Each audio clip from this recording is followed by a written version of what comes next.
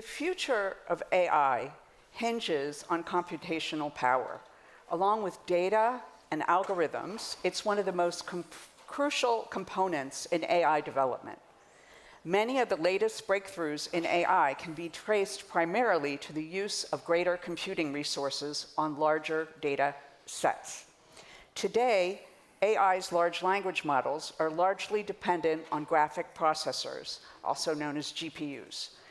NVIDIA dominates the market, what has earned it a valuation of trillions of dollars, but the race for the chip of the future is on. This panel is going to focus on next generation computing, including photonics and quantum, and explore what opportunities these technologies represent for both traditional players and for startups. So, Michael, let's start with you. Today's AI chips are in limited supply, they're expensive, and they guzzle energy. You have founded a German photonics company that recently raised a 63 million euro Series A round. The company has developed a photonic AI accelerator that you say enables energy savings and performance gains. You claim your photonic processors can reach 50 times better performance than state-of-the-art GPUs and 30 times energy efficiency. Give us a quick and as simple as possible, please, explanation of photonic computing, why we need it, and explain the technology's practical impact on real-world AI models. Thank you. I guess in your introduction statement, everything was already in there. So why we need it, we just need to open our eyes, and we are going to see how the energy consumption of their data center are just exploding. It's not because we're doing something entirely wrong. It's because these architectures cannot do any better. It's a fundamental problem of the CMOS world. It's like the best and easiest understanding I have for this. We have a processor is a tool, and I want to compute a problem with it. So currently it feels like that we replaced the nail with a screw, but we still keep hammering with the hammer on the screw to get it into the wall. And that's something we changed. And this is where we changed it because we were using light instead of electricity. And if you just look around, one of the great features of light is you don't need to push it. It's just propagating. And while it propagates, it does all the hard work for us. Okay, we did a bit of tech and we got the light under control on the chip, so this was the breakthrough. But essentially what we enabled, we gave the world a new processor to accelerate complex computations. That's it. And in the end, it piles up that one processor is 50x faster and 30 times less consuming energy on the processor level. On the server level, it's even better. So 100x and 90x energy, while 100x faster. That's what this technology can provide. Now, why we need it? Because I hope that everyone in the room is convinced that large language models are not the end of artificial intelligence. And whatever comes second needs a different type of processor to facilitate this next generation AI. And that's where we come into play. Okay, and talk about some of the applications. So the kind of problems that you could solve with by using light rather than ones and zeros. What are the applications? Okay, then one layer more into the tech stack. The main differentiator actually is not the light, but it's that the computer itself can be seen as an analog computer. Sounds weird, but the great advantage is we do not have to digitalize functions that you want to execute. Now, what advantage does this have? We can deploy complete different and more efficient mathematical equations because light already has the equation fundamentally engraved in light. This is why we're not calling photonic computing, we call this native computing because we can natively execute the equations that you need to get better. One example and one of the highlight applications that we're currently working on is, it's Sunday evening for all the Germans here, the Tatort is a bit boring. Netflix does not provide a new soap, and you think what to do with the evening. And you think, I ever wanted to see this movie, and you type your own plot in, and in real time the movie is generated. What this means is that we need to be able to generate picture at a frame rate of 100 hertz, so 100 pictures per second. That's something where even the tech specialists from the Valley believe that a GPU never can solve this job. With our technologies, applications like that come within reach. Okay, thank you. So let me turn to you now, Sebastian. So Infineon is working on quantum computing chips. And quantum also is based on light, but it uses a different process. And there's more than one approach to quantum. So can you tell us, why you're betting on quantum, and also why you're hedging your bets? Sure. So, as you said, quantum is another completely different approach to computing. It uses the fundamental principles of quantum mechanics. And indeed, it might sound surprising, but Infineon has the largest technology portfolio in the quantum world. So we are basing our development efforts on 3 different technological approaches. And first of all, I think it's very important to understand that there are many different ways of building a quantum computer. Nature has given us many different building blocks which you can use in order to build such a device. All of them, if you go to the microscopic world, behave according to quantum laws, and you can exploit these in many, many different systems. And when you ask a company or experts, very often you find people who tell you that's the one which is the best and the race is over. But in the end, relevant is what is it in use, or how useful is it in the application. And when you look at application benchmarks, you realize it's not yet clear which of the technologies is really the best one. Each of them has several advantages, several challenges, and therefore we are still pursuing multiple ways in order to do that. So you can either use, for example, ions or atoms, which are quite stable. It's nature giving you these building blocks, but they are very difficult to manipulate, so they're very slow. Or you use a solid state like superconductors or semiconductors, which Infineon is as well doing. They are very easy to manipulate. You can use all the semiconductor technology for that, but they're not as stable. And therefore, as long as the race is still ongoing, and actually we are just at the very beginning, we are still pursuing these 3 different tracks. Okay, so now I'd like to spend a couple of minutes talking about quantum versus photonics. Tell us a little bit about quant's trajectory and why you chose photonics over. Let's get into the fight. Okay, basically I can tell the story of quant. There was a time when, so we came from photonics and we built photonic chips. Now this is a solution searching for a problem. In 2020, we thought about, hey, let's build quantum computers. Now, since Infineon had all the other 3 categories, we thought about, let's do photonic. Let's build a quantum computer based on photonics. And frankly speaking, when you are in that game, you realize how tough it is to get a quantum computer truly functional operating. And I mean, I'm looking forward to your opinion, but in my belief, until we can build such system as of today, but it's going to take quite some time until these systems become competitive. And then comes the true financial situation. You have to extrapolate how long is this race going to be and how much money do I need. And then you realize, at least we realized, we need a solution in between to earn money. And this was the point when we sat down and thought, okay, in our opinion, a quantum computer is an analog computer plus quantum features. If I take the quantum features away and just concentrate on the analog core, I already can solve a lot of problems, because these problems do not rely and require quantum effects, as Sebastian explained it.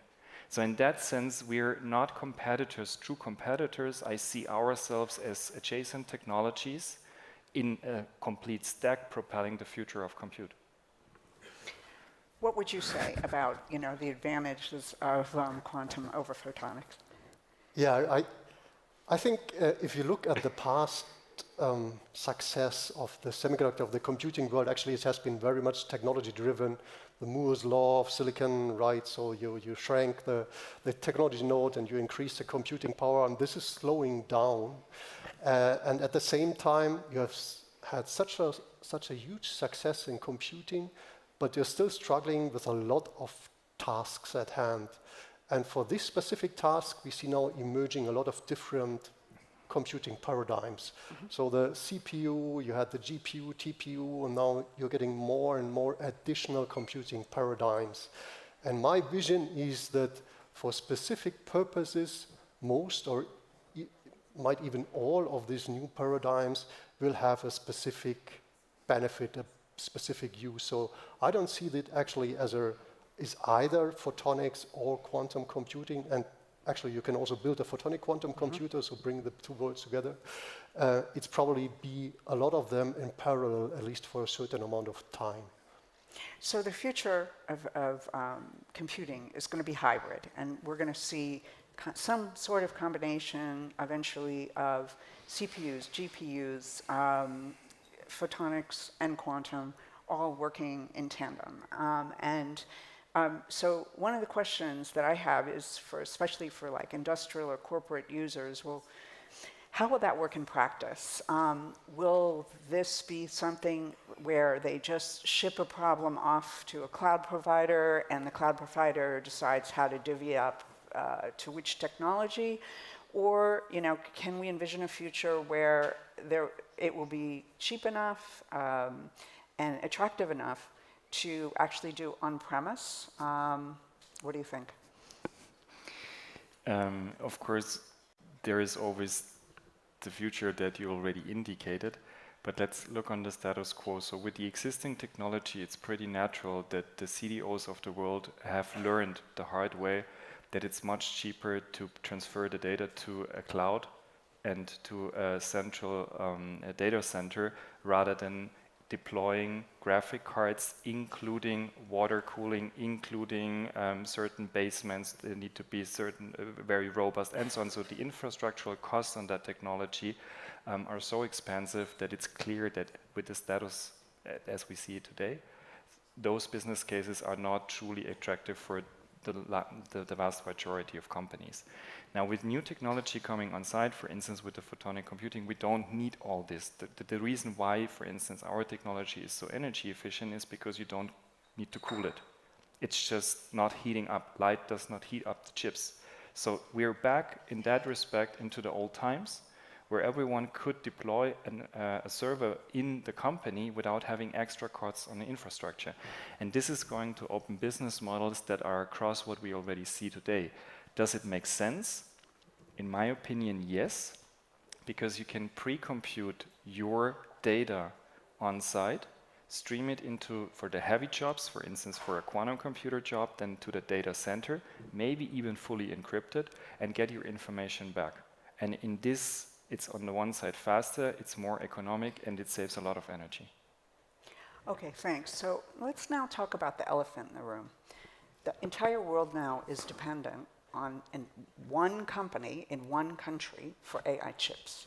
This is not, a healthy balance of power. So how could these new approaches to next generation computing help rebalance the power and perhaps give Europe a leg up in the next generation? For me, it's a balance, and if you have well balanced, so let's one step further. What we do, what's wealth? What's the protector of wealth? It's innovation and tech. As long as we keep innovating, we have something to offer on the global market, and we have a balance. We can offer something, and therefore we can get things from the US back. As long as in a particular industry we have nothing to offer, they can dictate whatever it is. They can shorten us on the chips. They can raise incredible amount of prices that they can just justify because they are monopolists. So in that respect, I clearly the wish to everyone in the room, let's innovate in any dimension and create the future, because we desperately need trading material, trading technology to be balanced out with respect to the US. Do you want to add to that? Yeah, I can just echo that. I think it's very important that here within Europe we are able to build the highest performant or critical parts of such computing solutions in order to have a good negotiation leverage, whatever comes. I think it's not reasonable to claim or to go for complete independence. That's not reasonable, because I think if we join forces, we can be faster, we can be more successful, but you have to have a good state, a good negotiation leverage at the table. And the development is extremely fast, and we are, as we heard in previous panels, it's the first kilometer of a marathon. So why shall we give up? There's so much happening. There's so much additional approaches to computing now popping up everywhere. So, and Europe here has a very good base to build on. So I think there's everything there. We just have to put it together and overcome the remaining hurdles here. So, Michael, what do you think needs to happen to achieve broad adoption of technologies like yours in the chip industry, and what role do government and cross-ecosystem initiatives like the Bavarian high-tech agenda play in supporting the scale-up and adoption of hybrid photonic silicon architectures? So we got the question before, and I was looking forward to that one particularly.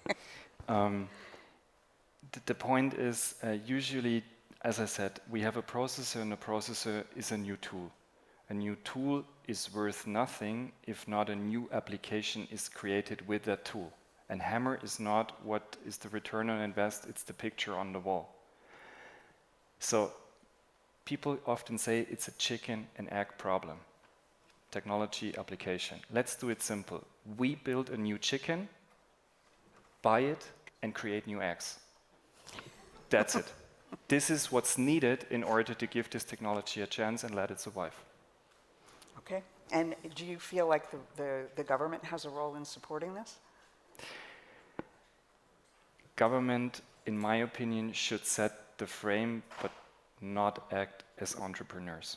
So they should create the frames that this technology, or technologies like ours, like the quantum computers, find first installations that in the compute ecosystem, the open source community can start operating and developing applications on that. But that's basically the triggering point. From that on, it needs to be done by the industry. Okay. So in the case of quantum, Sebastian, you know, that technology has attracted billions of dollars of investment from both private companies and governments, which see it as a strategic priority for national security and economic development. But the joke has always been that quantum computing is 10 years away. How close are we, and what needs to happen for it to scale? Oh, I would say we are 5 years away, and I'll repeat the statement in 5 years from now. No, I think there had been tremendous progress in the field, and typically you overestimate the short-term implications and underestimate the long-term implications, and I think that's what we're seeing here as well. There's still a couple of years to go. A couple of years ago, many of the big players like Google, IBM, I think they put out roadmaps which they said until the end of the decade they would have a quantum computer which is reasonable to use in a real industrial application. I think this is still a valid estimation, so 5 years from now is really what I would say we still need in order to put something up which they can use in a relevant application. And what has to happen is what is currently happening. So we need additional investment in this area. We need additional developments. We have to attract not only the physicists, but all of the other functions as well, especially the users, in order to state, hey, that's what I need. I don't care whether you'd make a quantum or photonic or whatever. Just give me a better solution to what I have now. And that people then focus on, okay, that's what I have to solve. I need so many calculation steps. It has to be so and so fast. I need so many qubits, whatever, in order to make this happen, and then put this on the table. Okay. We're almost out of time, so I'm going to ask each of you to, say what is the one thing that you want the audience to take away from this session about next generation computing? Honestly, the first one is believing that Europe can compete in that sector. Trust in the younger generation that's willing enough to step into the responsibility, and never forget about creating eggs with the new chickens provided.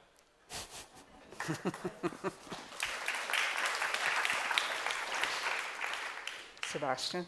Yeah, I like very much this poem from Hermann Hesse, that there's magic in every beginning which protects you and helps you prevail. And I think we are just at the very beginning of this race in computing, and that we should make use of this magic in order to create something. So as Michael said, so believe that we can make a difference here in Europe. I think we have everything what is needed. We just have to put it together. Thank you. And I think, if there was one thing I took away from what you both said is, that the race isn't over. Tools are important, and we need new tools in order to advance AI. And that, ultimately, what will be important is not the tools, but using the right tools to get us to the next level of AI. And who knows, what we can imagine that AI will do to transform the world once we get these right tools in place. So with that, I'd like to thank the panelists and ask the audience to give them a nice round of applause.